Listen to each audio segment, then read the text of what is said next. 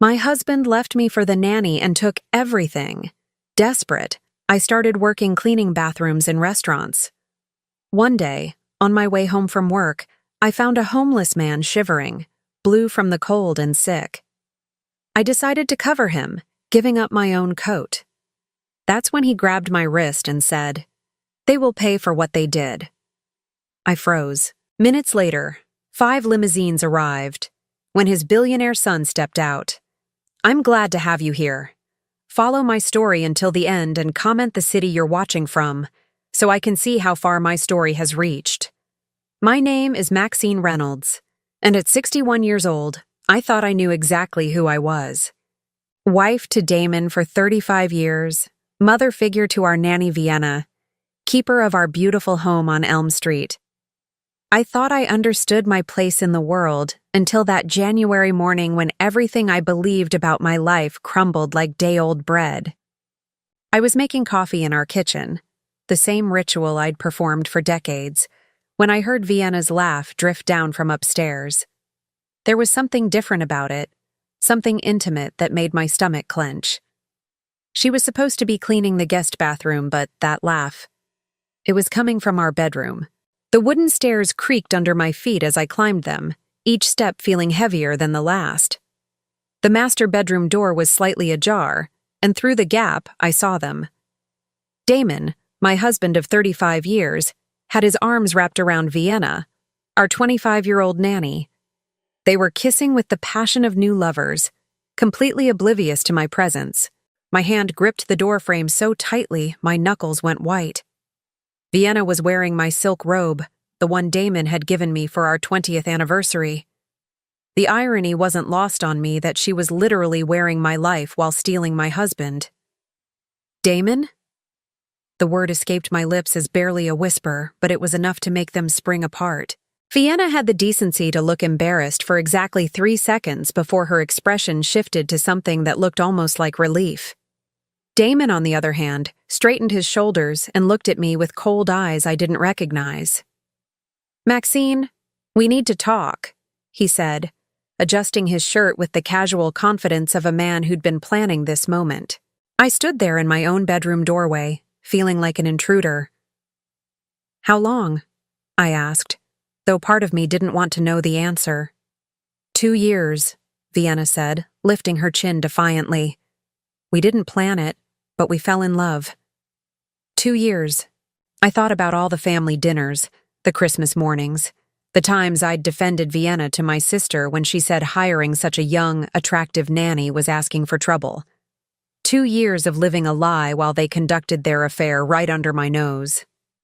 "Pack your things, Maxine," Damon said, his voice matter of fact. "My lawyer will contact you about the divorce proceedings." I felt my world tilt. "Pack my things? This is my home too, Damon. I've lived here for 15 years. Actually, it's not." He pulled out a folder from the nightstand drawer, clearly prepared for this conversation. "The house is in my name only. I bought it with my inheritance money before we refinanced. You have no legal claim to it." The folder contained papers I'd signed years ago, documents I'd trusted him to handle because he was better with finances. Looking at them now, I realized how naive I'd been.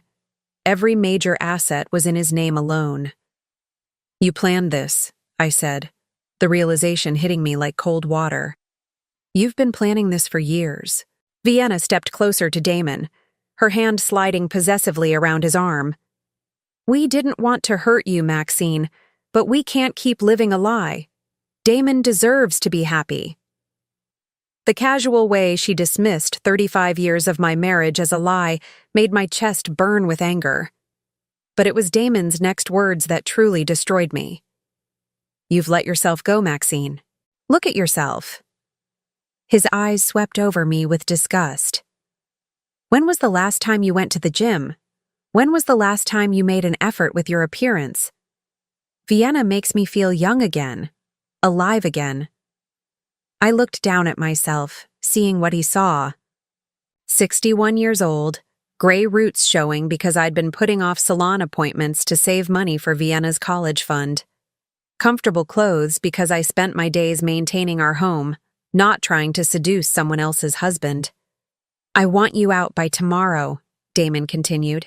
Vienna's moving in permanently. Where am I supposed to go? The question came out smaller than I intended. That's not my problem anymore. That night, I sat in our guest room surrounded by hastily packed boxes, calling every friend I thought I had. Most of the calls went to voicemail. The few who answered offered lukewarm sympathy and excuses about why I couldn't stay with them. These women I'd known for decades, hosted for dinner parties, supported through their own divorces, suddenly had no room in their lives for me. The attorney Damon hired was ruthless. Judge Patricia Wells seemed determined to move through our case as quickly as possible, barely glancing at the evidence I tried to present about my contributions to our marriage. 35 years of partnership meant nothing when all the assets were legally in Damon's name. Mrs. Reynolds, the judge said, barely looking up from her papers, you have no documented financial contributions to the marital assets. The prenuptial agreement you signed waives your right to alimony. The court awards you a settlement of $12,000 and requires you to vacate the marital home within 72 hours. $12,000. For 35 years of marriage, that's what my life was worth. I moved into a studio apartment on Oak Avenue, 942 Oak Avenue, Unit 3B to be exact. $850 a month for a space smaller than our old master bathroom.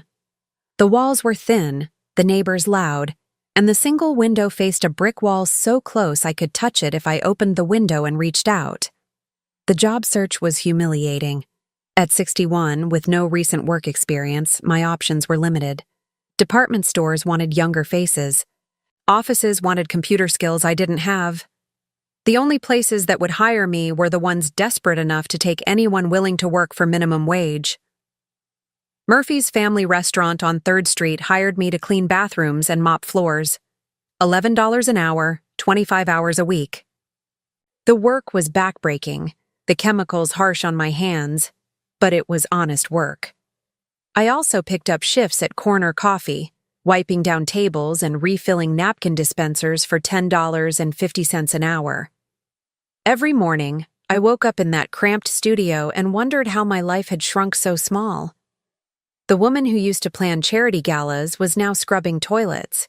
The woman who used to worry about which wine to serve with dinner was now counting quarters to buy ramen noodles.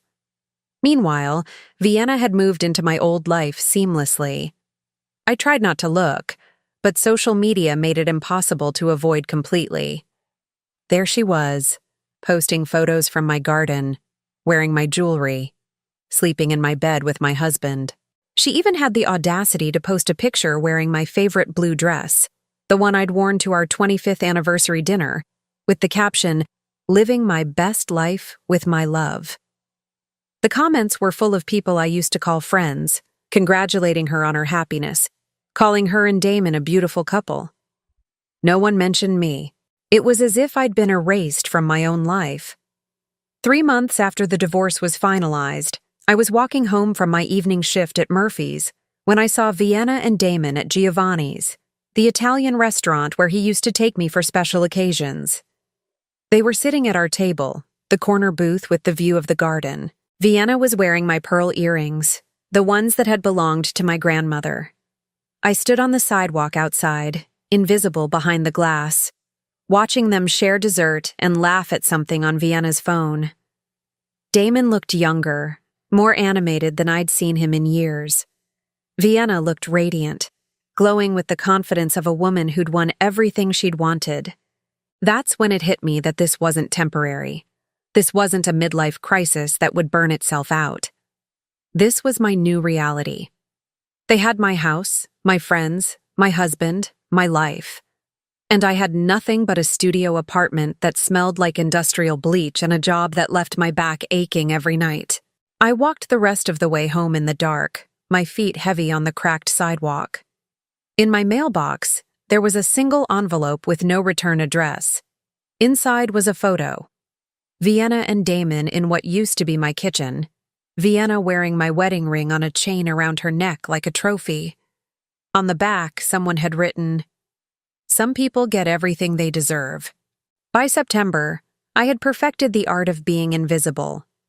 6 months had passed since the divorce, and I'd learned to move through the world like a shadow, eyes down, shoulders hunched, trying not to take up too much space.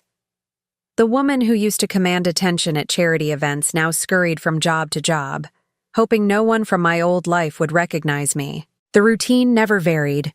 Morning shift at Corner Coffee from 6 to noon, cleaning tables and restocking supplies while trying to avoid the breakfast rush of professionals who looked right through me. Then a quick change of clothes in the tiny employee bathroom before heading to Murphy's restaurant for the evening shift, mopping floors and scrubbing toilets until midnight. My hands were permanently stained now, cracked and raw from the industrial cleaning chemicals. I'd tried wearing gloves, but they made it harder to grip the mop handle, and I couldn't afford to lose either job.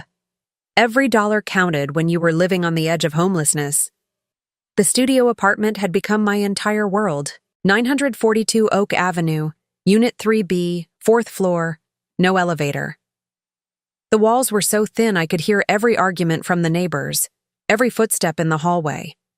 The radiator clanked all night when it worked, which wasn't often. When it didn't work, I slept wearing every piece of clothing I owned. I'd pawned my wedding ring in July when the electricity bill came due. $2,300 for a ring that had symbolized 35 years of marriage, sold to a bored teenager behind bulletproof glass who barely looked at it before making his offer. I took it because I needed to eat and keep the lights on. Vienna, meanwhile, was living her best life on social media. Every day brought new photos of her and Damon at expensive restaurants, weekend trips to the mountains, shopping sprees downtown. She'd had her hair done at the salon I used to frequent, gotten her nails done at my old spa, was wearing clothes I recognized from my own wardrobe. The worst part wasn't the luxury, though. It was how young and vibrant she looked beside Damon. In 35 years of marriage, I'd rarely seen him smile the way he smiled at her. It made me wonder if he'd ever truly loved me, or if I'd just been convenient until something better came along. September 3rd started like any other day. The coffee shop was busier than usual, filled with students from the nearby college grabbing caffeine before morning classes. I was wiping down tables, trying to stay out of everyone's way, when a group of young women settled into the corner booth. "Oh my God, is that her?" one of them whispered, not quite quietly enough. I kept my head down, but I could feel them staring. One of them was holding up her phone, probably showing the others something. "That's definitely her," another one said. Vienna posted a story about her yesterday. Said she felt bad for her, but that some people just can't handle getting older gracefully. My cheeks burned, but I kept wiping the same table over and over, pretending I couldn't hear them. She used to be married to Vienna's boyfriend, right? Before Vienna? Yeah, Vienna says she was really bitter about the divorce, like obsessed with getting revenge or something. That's why Vienna and Damon had to get a restraining order. My hand stopped moving. Restraining order? I'd never contacted either of them since the divorce. I'd gone out of my way to avoid them completely. "Vienna's so brave for speaking out about it," the first girl said. "Dealing with a crazy ex-wife can't be easy." I wanted to turn around, to tell them they were wrong, that I'd never done anything to Vienna or Damon except exist. But what was the point? They'd already decided who was the villain in this story. And it wasn't the young, beautiful woman who'd stolen someone else's husband. I finished my shift in silence and walked to Murphy's restaurant with my head full of static. Vienna was telling people I was dangerous, unstable, seeking revenge. She was rewriting history to make herself the victim and me the villain. And people were believing her because she was young and pretty, and I was just a bitter old woman who'd been cast aside. The evening shift at Murphy's was brutal. The dinner rush had been particularly messy, with food ground into the floors and toilets that I didn't want to think about too closely. My back was screaming by the time I finished, and my knees felt like they might give out at any moment. It was past midnight when I finally left the restaurant, stepping out into the September night air. It had been warm during the day, but now there was a chill that cut through my thin jacket. I'd learned to dress in layers, but none of my clothes were really adequate for the weather. I kept putting off buying a proper coat because I couldn't afford it. The walk home was 10 blocks through increasingly questionable neighborhoods. I'd learned which streets to avoid, which alleys stayed lit, where the bus stops were if I ever had enough money for fare. Tonight, I was taking my usual route when I saw him. An elderly man was sitting on the sidewalk at the corner of 5th and Main, leaning against a brick wall under a broken streetlight. His clothes were dirty and torn, and he was shivering violently in the cold. Even from a distance, I could see he was in bad shape. I should have kept walking. I had my own problems, my own struggles. The smart thing would have been to call 911 and let someone else deal with it. But something about the way he was huddled there, alone and forgotten, reminded me too much of myself. I approached slowly, not wanting to startle him. As I got closer, I could see he was older than I'd first thought, probably in his 70s. His clothes were expensive once upon a time, but now they were filthy and inadequate for the weather. His face was gaunt, his lips tinged blue from the cold. "Sir?" I said gently. "Are you okay?" He looked up at me with eyes that seemed far too alert for someone in his condition. "Cold," he whispered. "So cold." Without thinking, I shrugged out of my jacket. It wasn't much, just a thin windbreaker I'd bought at a thrift store, but it was better than nothing. I draped it around his shoulders, even though it left me standing in just a t-shirt and jeans in the 40-degree night. "There's a shelter about 6 blocks from here," I told him. "Can you walk?" He shook his head weakly. No phone, no one to call. I looked around, hoping to see someone else, anyone else who could help. But the street was empty except for distant traffic and the occasional police siren. I pulled out my phone and dialed 911, requesting an ambulance for a homeless man who needed medical attention. While we waited, I sat down beside him on the cold sidewalk, sharing what little body heat I had. He was shaking so badly, I was worried about hypothermia. "What's your name?" I asked, trying to keep him conscious. "Harrison," he mumbled. "Harrison Blackstone." I'd heard that name somewhere before, but I couldn't place it. "Do you have family, Harrison? Someone I could call?" His grip on my jacket tightened. "Had a son. Lost him. Lost everything." The paramedics arrived 15 minutes later, but it felt like hours. I'd given Harrison my phone number, though I doubted he'd remember it. As they loaded him onto the stretcher, he grabbed my wrist with surprising strength. "They will pay," he said, his voice suddenly clear and strong. "They will pay for what they did to you." I stared at him, confused. "I'm sorry." "The ones who hurt you. I can see it in your eyes. They will pay." Before I could ask what he meant, the paramedics were wheeling him away. I stood on the sidewalk in my t-shirt, watching the ambulance disappear into the night, wondering what he'd seen in my face that made him say that. The walk home was miserable without my jacket. By the time I reached my building, I was shivering as badly as Harrison had been. I climbed the 4 flights of stairs to my apartment, my teeth chattering, my hands too cold to work the key properly. Inside, I made a cup of instant coffee with hands that shook from more than just the cold. I kept thinking about Harrison's words. "They will pay for what they did to you." It was like he'd looked into my soul and seen all the hurt and humiliation I'd been carrying. I tried to put it out of my mind as I got ready for bed, but something about the encounter stayed with me. There had been something in Harrison's eyes, something that suggested he was more than just another homeless man on the street. The next morning, I called the hospital to check on him, but they wouldn't give me any information since I wasn't family. I left my name and number with the nurse, asking her to tell him that Maxine had called to check on him. 3 days passed without any word. I went to work, came home, repeated the cycle, but I couldn't stop thinking about that night. About the way Harrison had looked at me, the certainty in his voice when he'd made that promise about making someone pay. On Saturday morning, my day off, I was doing laundry in the building's dingy basement when I heard a commotion outside.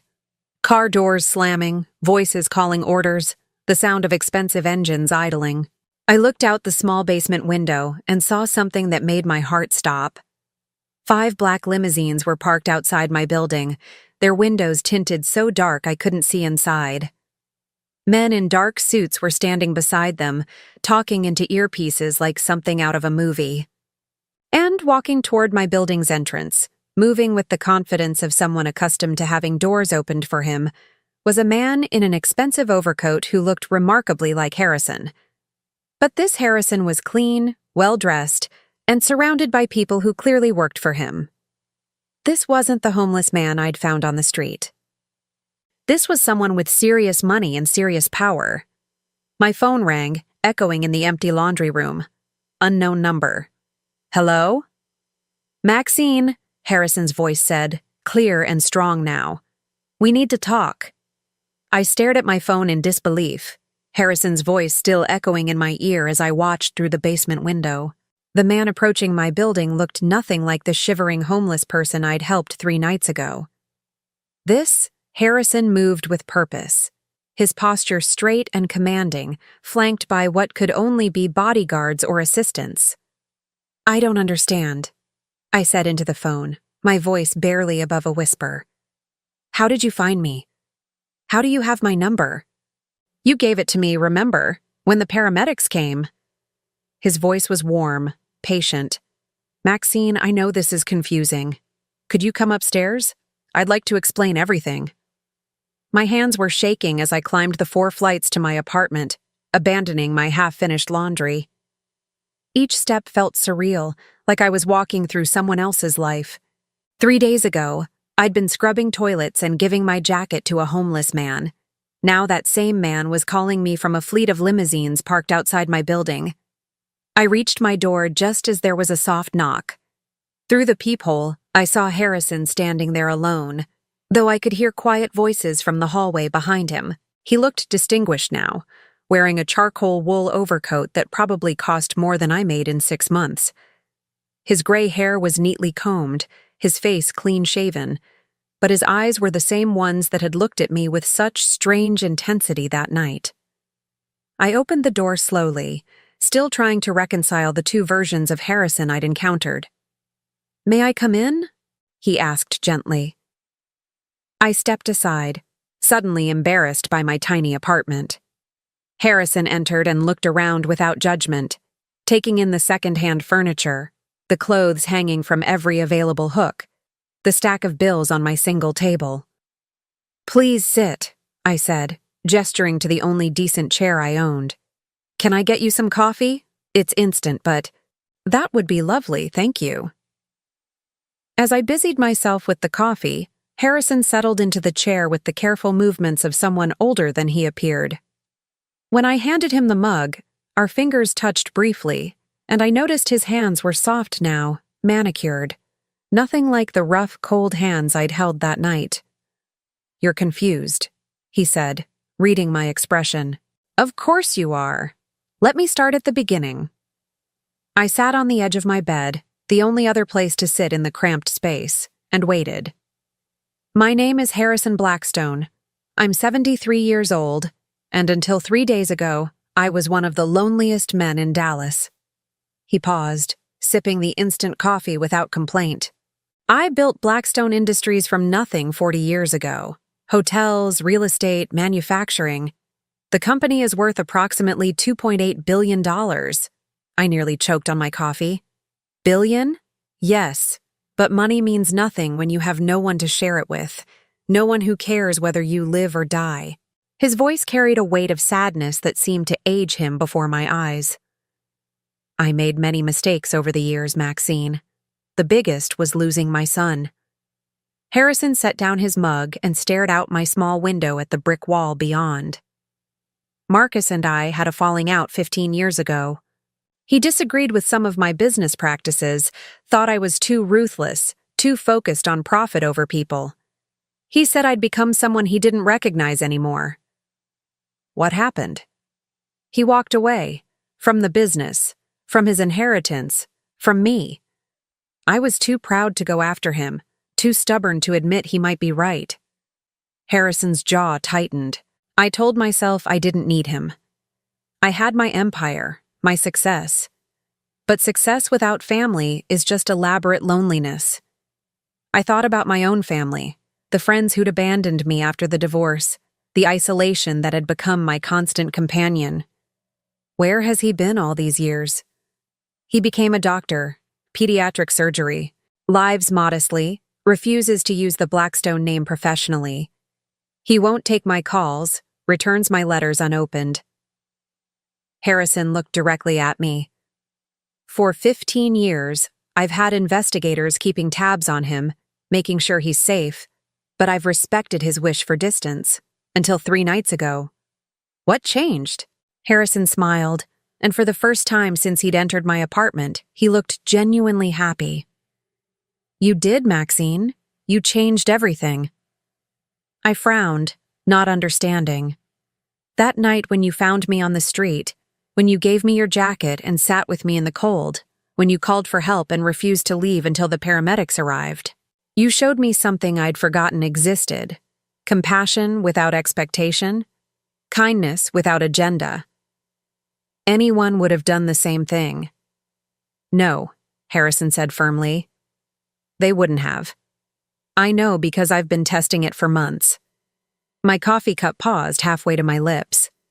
Testing it? Harrison stood and walked to my window, his hands clasped behind his back. After Marcus left, I became obsessed with understanding human nature. I wanted to know if genuine goodness still existed, or if everyone was just out for themselves. So I started an experiment. He turned back to me, his expression serious. Once a month for the past year, I've disguised myself as a homeless person and positioned myself in different parts of the city. Same routine each time. I'd dress in old clothes, make myself look desperate, and see how people reacted. The implications of what he was saying slowly sank in. You were testing people? Yes. And in 11 attempts, you were the first person to stop. The very first person to show genuine concern for a stranger with nothing to offer in return. I felt a strange mix of emotions. Honored that I'd passed some test I didn't know I was taking, but also unsettled by the deception. What about the other people? The ones who didn't stop? Businessmen who stepped over me without a glance. Couples who crossed the street to avoid me. Teenagers who laughed and took photos. A few people threw coins, but no one stopped to check if I was actually okay. No one sacrificed their own comfort for mine. Harrison returned to his chair, leaning forward earnestly. But you, Maxine, you didn't just help. You gave me the jacket off your back when you were already cold. You stayed with me even though you were clearly exhausted from work. You called for help and waited to make sure I was safe. I couldn't just leave you there. Exactly. And that's what made me realize something important. His eyes grew bright with an emotion I couldn't identify. My son was right about me. I had become someone focused only on profit and power. But seeing your kindness reminded me of who I used to be, who I could be again. He pulled out his phone and showed me the screen. I called Marcus yesterday for the first time in 15 years. I told him about meeting you, about what you did for a stranger who had nothing. I told him I wanted to be the kind of man who deserved that kindness. Did he answer? He did. We talked for 2 hours. Harrison's voice cracked slightly. He's coming to see me this weekend. After 15 years, my son is coming home. I sat in stunned silence, trying to process everything he'd told me. A billionaire had been testing humanity's capacity for kindness, and somehow I'd been the one to restore his faith in people and reunite him with his estranged son. Maxine, Harrison said gently, I know about your situation. Not the details, but I can see you're struggling. A woman your age shouldn't be working 2 minimum-wage jobs and living in a place like this unless something went very wrong. Heat rose in my cheeks. I wasn't used to discussing my circumstances with anyone, let alone a billionaire stranger. I'm not offering charity, he continued quickly, reading my discomfort. I'm offering opportunity. You showed me something valuable that night. The kind of character I want in my organization. I'd like to offer you a position with Blackstone Industries. I don't have any business experience, I said automatically. I've been out of the workforce for 35 years. Experience can be taught, character cannot. Harrison reached into his coat pocket and pulled out a business card made of thick, cream-colored paper. I'm looking for someone to help me evaluate people, to assess character and authenticity. Someone who understands what it means to struggle, what it means to maintain dignity in difficult circumstances. I took the card, running my thumb over the embossed lettering. I don't understand what you're asking me to do. Business is fundamentally about people, Maxine. I make decisions about partnerships, investments, hiring, based on my assessment of character. But I've been insulated by wealth and power for so long that I've lost touch with genuine human nature. I need someone who can see what I can't see anymore. He stood, preparing to leave.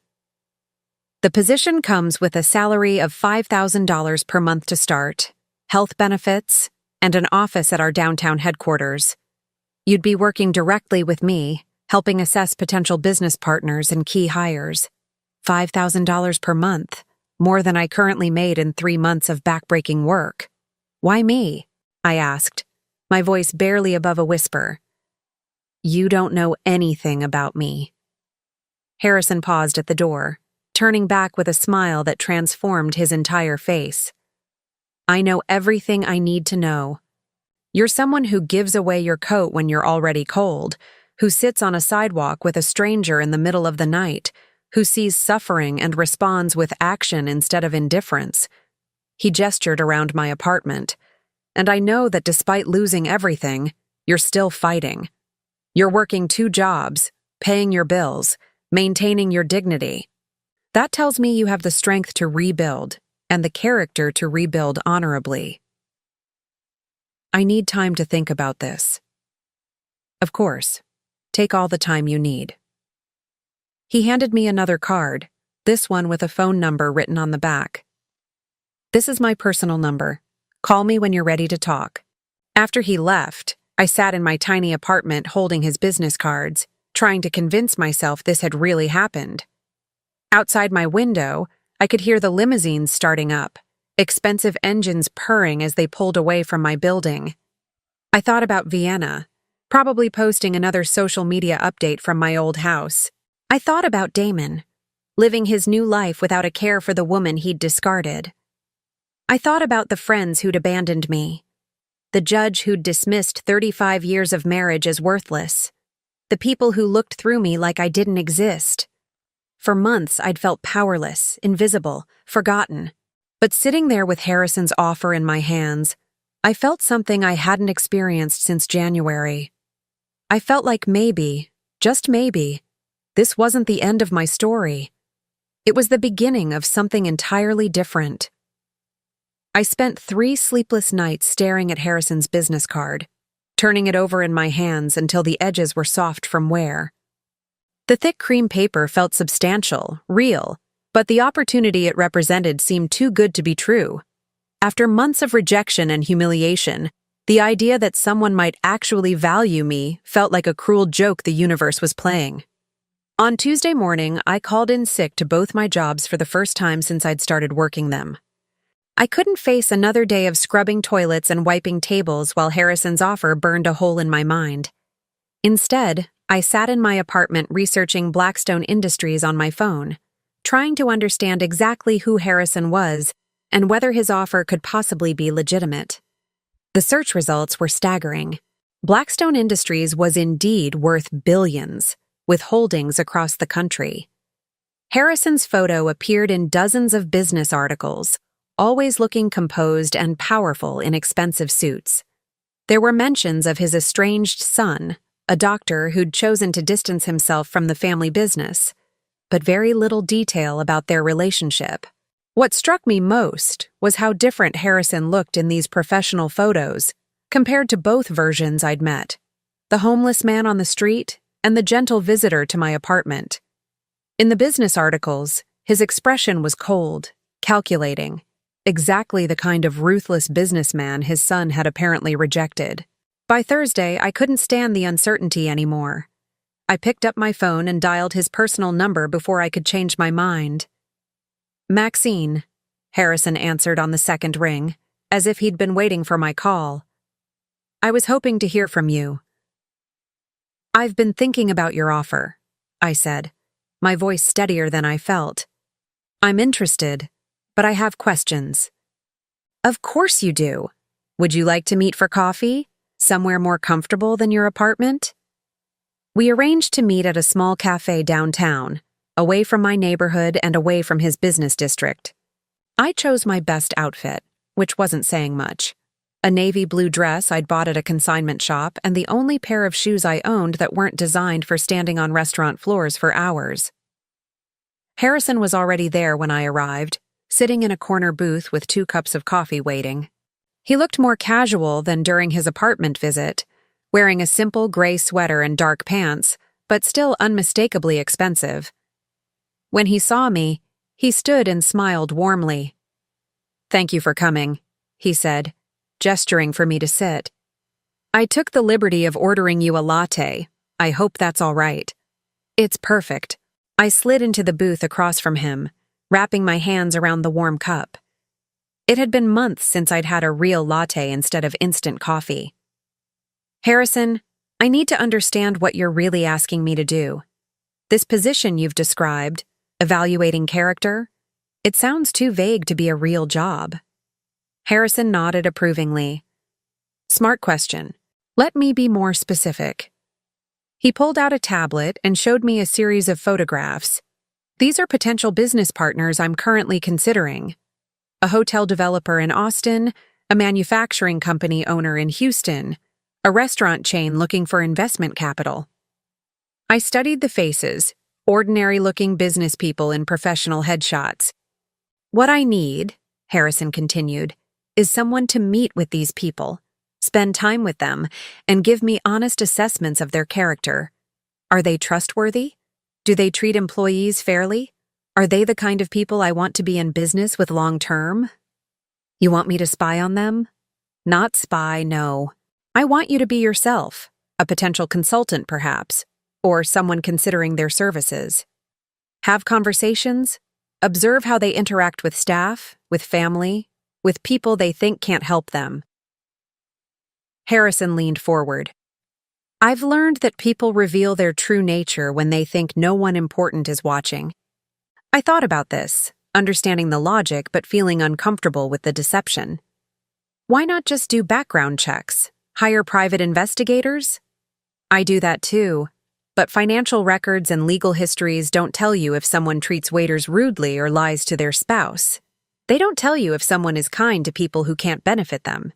His expression grew serious. "I've made too many bad partnerships over the years because I focused on profit margins instead of personal character." "And you think I can assess character better than you can?" "I know you can. You proved it the night you helped me." Harrison sat back, studying my face. "Maxine, wealth and power create barriers. When people know who I am, they perform for me. They show me what they think I want to see. But you've lived in the real world. You've experienced both privilege and poverty. You can see through pretense in a way I no longer can." The waitress refilled our coffee cups, and I noticed how Harrison thanked her genuinely, asking about her day. It was a small thing, but it reinforced his point about character being revealed in small interactions. "What about my background?" I asked. "I don't have a college degree. I've been a housewife for 35 years. That's not a weakness, it's an asset. You've managed a household, dealt with contractors, navigated social situations, raised children. Those are all transferable skills." Harrison's voice grew gentler. "More importantly, you've recently experienced what it's like to be dismissed, overlooked, treated as if you don't matter. That perspective is invaluable." I winced at the accuracy of his description. "I'm sorry," he said quickly. "I don't mean to be insensitive, but your recent experiences have given you insights that money can't buy. You know what it's like to be vulnerable, to need help, to be ignored by people who should care. That understanding will make you better at this job than someone who's never struggled. We talked for another hour about practical details. The position would start at $5,000 per month with a comprehensive benefits package. I'd have an office at Blackstone Industries, but would spend most of my time in the field, meeting with potential partners and observing their operations. Harrison would provide me with cover stories and background information for each assignment. "There's one more thing," Harrison said as we prepared to leave. "This Saturday, my son Marcus is coming to visit. It'll be the first time I've seen him in 15 years, and it's happening because of what you did for me that night. I'd like you to meet him." "I don't think that's appropriate," I said quickly. "That's a private family moment." "Actually, I think your presence might help. Marcus left because he thought I'd lost touch with basic human decency. Meeting you, hearing about how your kindness inspired me to change, might help him understand that I'm serious about being a better person." The request made me uncomfortable, but there was something vulnerable in Harrison's expression that made it hard to refuse. Where would this meeting take place? My home, Saturday afternoon. Nothing formal, just coffee and conversation. He handed me an address written on yet another business card. "If you decide to take the position, consider it your first assignment, helping me reconnect with the most important person in my life." That evening, I sat in my apartment weighing the decision. $5,000 per month would transform my life completely. I could move to a decent apartment, buy proper clothes, stop scrubbing toilets for a living. I could rebuild some version of the dignity I'd lost. But the job itself felt strange, almost too good to be true. Harrison wanted to pay me excellent money to have conversations with people and report back on their character. It sounded like something from a movie, not a real career opportunity. I thought about my alternatives. I could keep working 2 minimum wage jobs, living in this cramped studio, hoping nothing unexpected happened to destroy the fragile stability I'd managed to create. In 5 years, I'd be 66 with aching joints and no savings, still cleaning other people's messes. Or I could take a chance on Harrison's offer, even if I didn't fully understand it yet. On Friday morning, I called Harrison's personal number. "I'll take the position," I said without preamble when he answered. "Excellent. Can you start Monday?" "Yes." "And Harrison?" "I'll come to your house on Saturday to meet Marcus." "Thank you, Maxine. I think you're going to change my life in ways I can't even imagine yet." After hanging up, I looked around my tiny apartment with different eyes. This might be one of the last nights I'd spend here. One of the last nights I'd fall asleep to the sound of my neighbors arguing through thin walls. Whatever happened next, I was stepping into something entirely new. I thought about Damon and Vienna, probably planning their evening in my old house, completely unaware that the woman they'd discarded was about to begin a new chapter of her life. They'd written me off as a pathetic failure, someone to be forgotten and ignored. They had no idea that in less than 72 hours, I'd be working for one of the most powerful men in Texas, with the resources to do whatever I decided was necessary. For the first time in months, I fell asleep with a smile on my face. Saturday afternoon arrived gray and drizzly, matching my nervous mood as I drove through the affluent Highland Park neighborhood toward Harrison's address. The houses here were massive, each one sitting on perfectly manicured lots that probably cost more than most people made in a lifetime. I felt like an imposter in my best dress, the same navy blue one I'd worn to our coffee meeting, driving my 10-year-old Honda through streets lined with luxury cars. Harrison's house was a stunning Tudor-style mansion with ivy-covered walls and leaded glass windows. As I pulled into the circular driveway, I noticed a modest sedan parked beside Harrison's Mercedes, presumably Marcus's car. The contrast between the vehicles seemed symbolic of the gulf that had existed between father and son.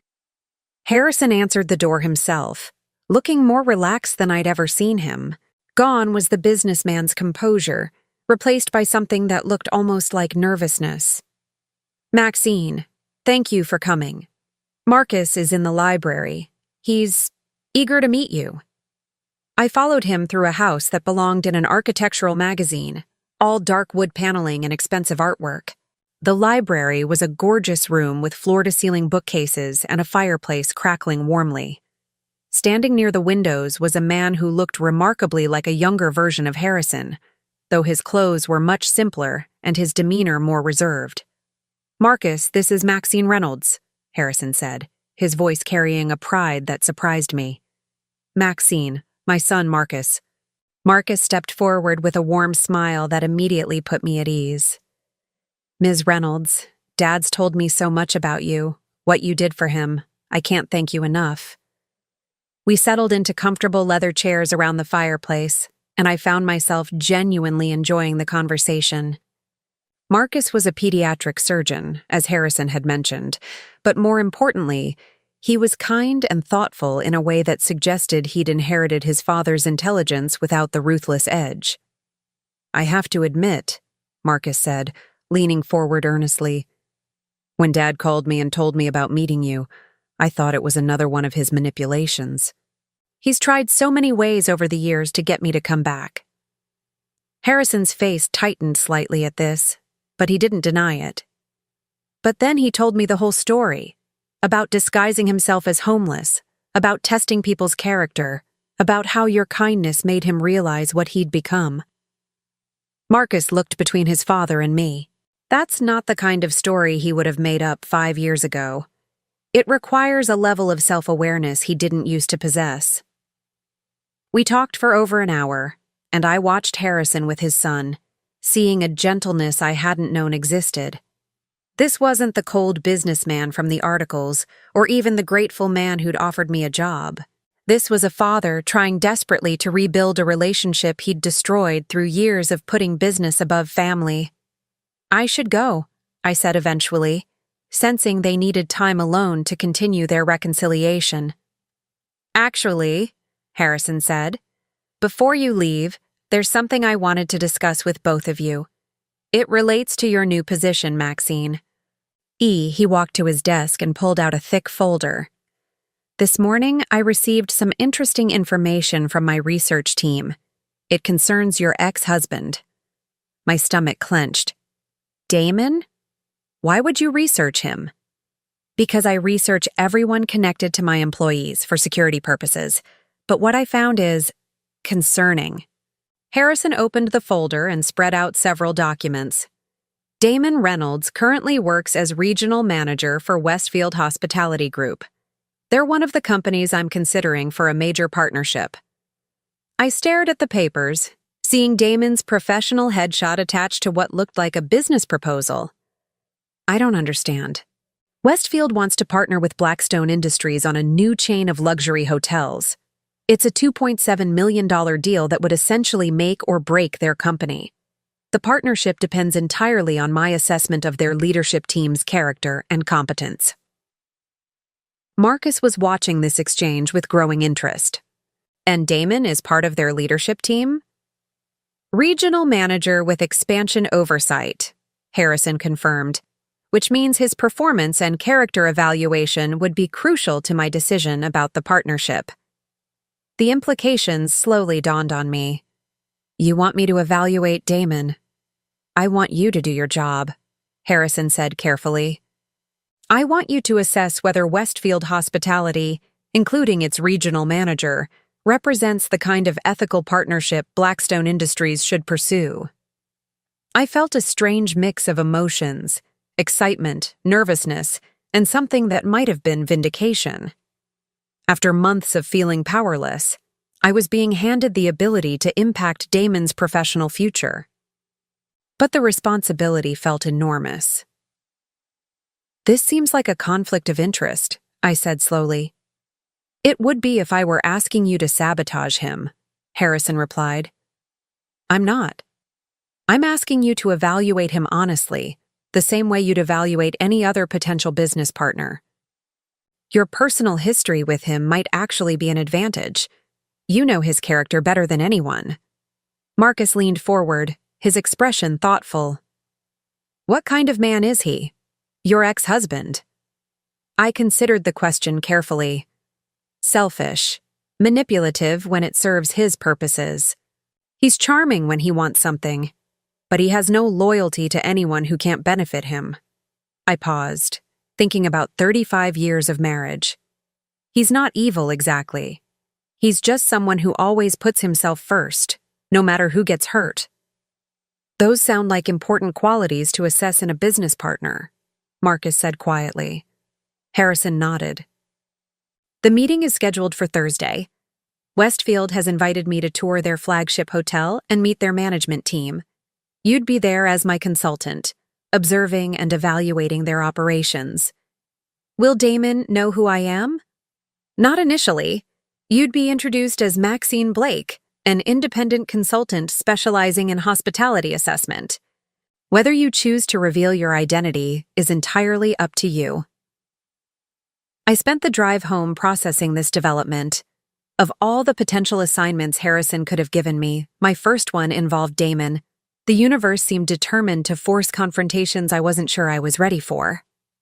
That evening, I called my sister Janet for the first time since the divorce. We hadn't spoken much lately. She'd made it clear she'd disapproved of how I'd handled my marriage ending, suggesting I should have fought harder to keep Damon. "Maxine," she said, sounding surprised to hear from me. "How are you holding up?" "Actually, things are looking up," I said, then told her about my new job, leaving out the more unusual details. "That's wonderful. I was so worried about you after everything with Damon and that nanny." Janet's voice carried the careful tone people use when discussing topics they find uncomfortable. "Speaking of which, did you hear about his promotion?" My grip tightened on the phone. "No, what promotion?" "He got moved up to some big regional position with his company. Vienna's been posting about it constantly. They're talking about moving to a bigger house, maybe buying a vacation home. She seems to think this promotion is going to make them wealthy." I thought about the $2.7 million deal Harrison had described, the partnership that would transform Westfield from a mid-level company into a major player in the hospitality industry. If the deal went through, Damon would likely receive substantial bonuses and stock options. He and Vienna would indeed become wealthy. If the deal went through. "That's nice for them," I managed to say. "I know it must be hard to hear," Janet said sympathetically, "but you're doing so well on your own. This new job sounds perfect for you." After hanging up, I sat in my apartment thinking about Thursday's meeting. I had the power to influence whether Damon got the future he and Vienna were already celebrating. The question was, what kind of person did I want to be? The woman who'd given her coat to a homeless stranger wouldn't sabotage someone out of personal vendetta. But the same woman also wouldn't ignore genuine character flaws that could impact a business partnership. I pulled out a notebook and began writing down everything I knew about Damon's character, his work ethic, his treatment of others. If I was going to evaluate him professionally, I needed to separate my personal hurt from objective assessment. The list I created was damning, but it was also honest. Damon was someone who took credit for others' work, who blamed subordinates for his mistakes, who treated service workers dismissively. These weren't just personal grievances, they were legitimate business concerns. By Thursday morning, I felt prepared. I dressed in the new suit Harrison had provided, part of my professional wardrobe budget, and met him at Blackstone Industries headquarters. The building itself was intimidating, a gleaming tower of glass and steel that announced its owner's success to the entire city. "Remember," Harrison said as we rode the elevator to the parking garage, "you're Maxine Blake, consultant. Your job is to observe and evaluate. Be yourself, but be professional." The Westfield flagship hotel was impressive, a luxury property downtown that catered to business travelers and wealthy tourists. The lobby was elegant without being ostentatious, and the staff seemed well-trained and attentive. From a purely business perspective, it looked like the kind of operation Blackstone might want to partner with. The management team was waiting in a conference room on the executive floor. I recognized several faces from the research Harrison had provided, but my attention focused immediately on the man sitting at the head of the table. Damon looked good. Better than he had during our marriage, actually. His hair was styled differently, He'd lost some weight, and his suit was more expensive than anything he'd owned when we were together. Success, or the prospect of it, suited him. "Harrison, welcome to Westfield," said the CEO, a polished man in his 50s named Richard Westfield. "Let me introduce our leadership team." He went around the table, introducing various vice presidents and managers, until he reached Damon. "And this is Damon Reynolds, our regional manager for expansion. Damon's been instrumental in identifying potential markets for our growth strategy." Damon stood and shook Harrison's hand confidently. "Mr. Blackstone, it's an honor to meet you. I've followed your company's success for years." "Thank you," Harrison replied smoothly. "This is Maxine Blake, my consultant. She specializes in operational assessment." Damon turned to me with the same charming smile he'd once used on me, his hand extended. For a moment, I thought he might recognize me. After all, we'd been married for 35 years. But his expression remained politely professional. To him, I was just another business consultant, invisible and unremarkable. "Ms. Blake," he said, shaking my hand briefly, "I look forward to hearing your assessment of our operations." I smiled back, my voice steady. "I'm sure it will be very thorough, Mr. Reynolds." The hotel tour took 3 hours, and I spent every minute observing Damon with the careful attention Harrison had trained me to use. What I saw was exactly what I'd expected, but somehow worse when viewed through professional eyes rather than the lens of a hurt wife. Damon was charming with the executives, deferential to Harrison, but dismissive with lower-level staff. When a housekeeper accidentally bumped into him in the hallway, he snapped at her in Spanish, clearly assuming none of us would understand. When a waiter was slow to refill his coffee during lunch, Damon made a cutting comment about the quality of help these days. Most telling was his presentation about expansion opportunities. He took full credit for market research that I recognized from his late-night phone calls during our marriage. Calls where he'd picked the brains of junior associates, then presented their ideas as his own innovations. "The Nashville market shows tremendous potential," Damon said, clicking through slides that showed demographic data and competitive analysis. "I've identified 17 prime locations for development." Harrison nodded thoughtfully. "Impressive work. How long did this research take?" "About 6 months of intensive analysis," Damon replied smoothly. I knew it had taken him 2 weeks, mostly consisting of phone calls to a young analyst named Kevin who'd done all the actual work. Kevin had called the house several times, excited to discuss his findings with Damon, not realizing his boss was simply mining his insights. After the presentation, Harrison and I excused ourselves for a private consultation in an empty conference room. "Well?" Harrison asked simply. I took a deep breath. He's exactly what I expected. Charming, presentable, completely self-serving. He treats staff poorly, takes credit for others' work, and lies when it's convenient. Specific examples? I told him about the market research, the dismissive treatment of employees, the small cruelties I'd witnessed throughout the day. Harrison listened without comment, taking notes in his precise handwriting. "The question," I continued, "is whether those character flaws would impact the business partnership. And honestly, I think they would.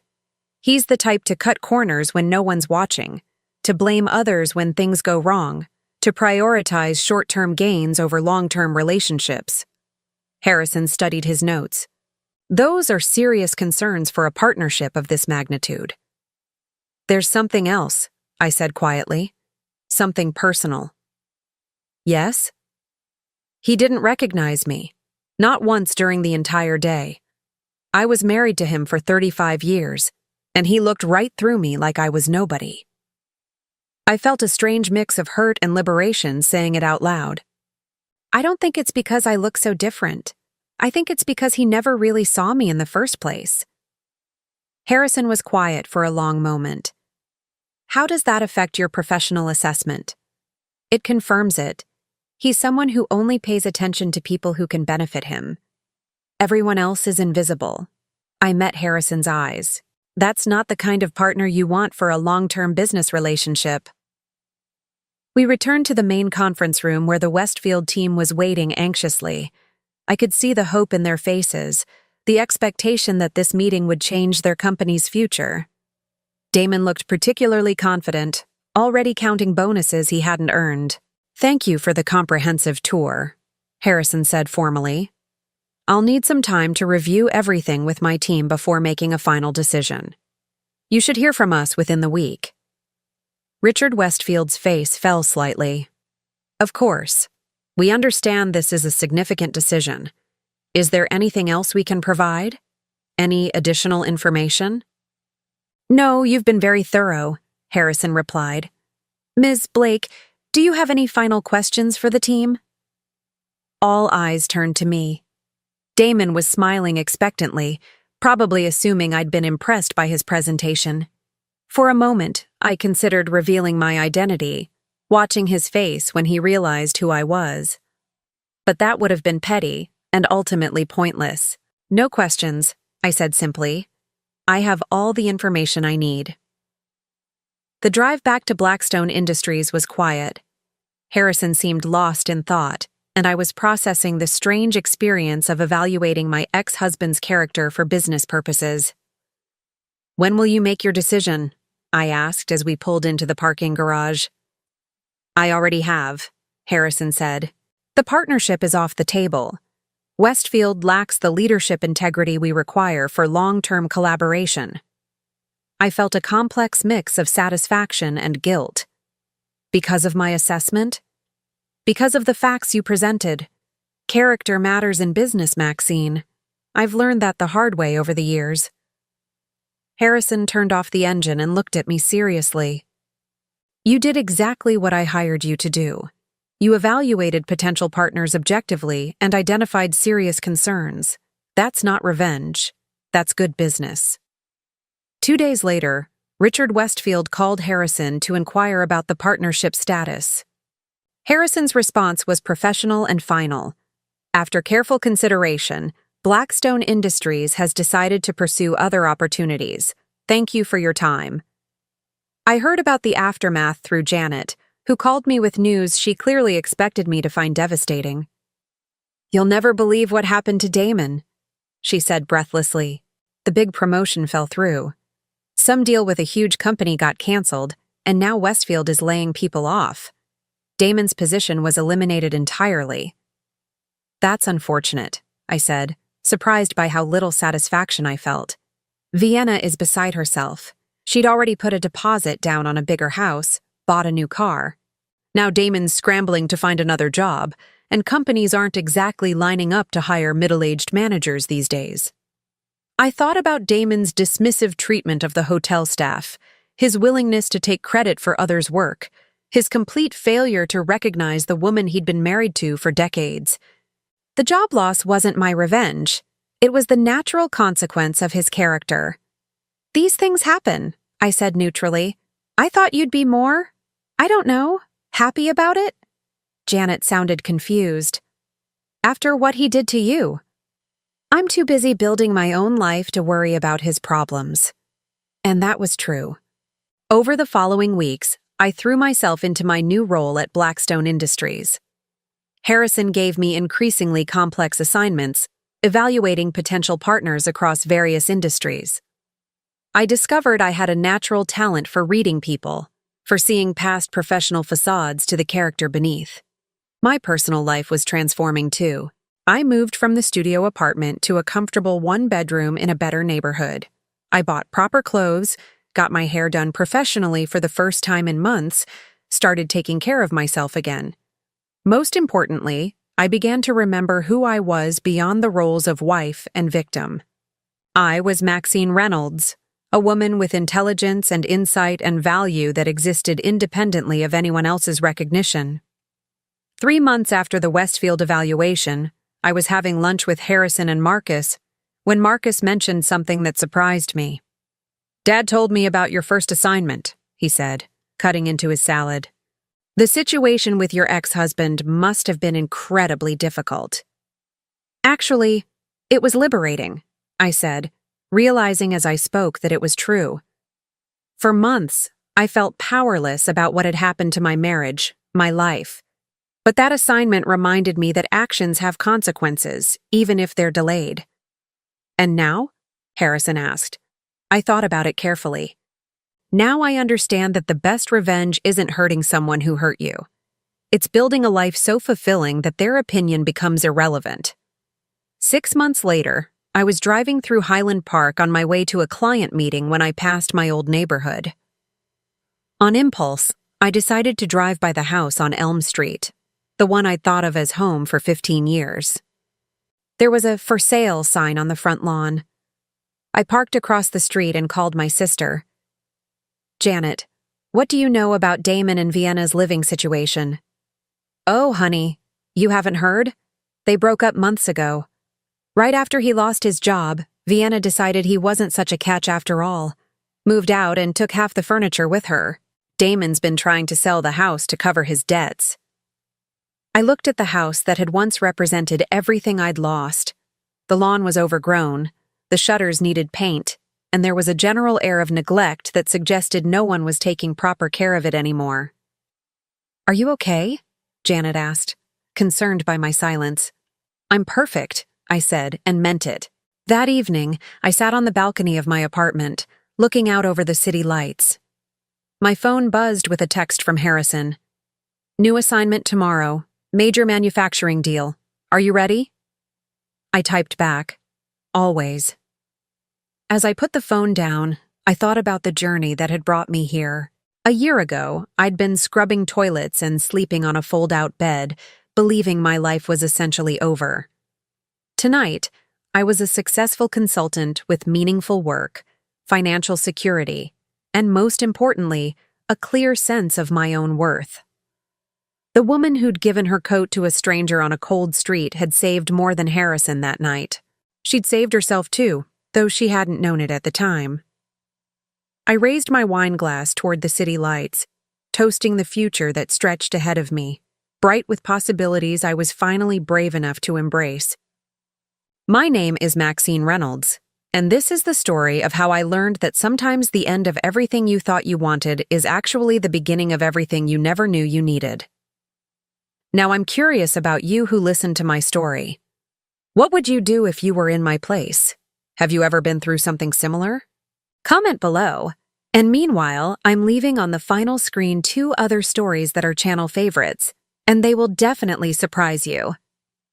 Thank you for watching until here.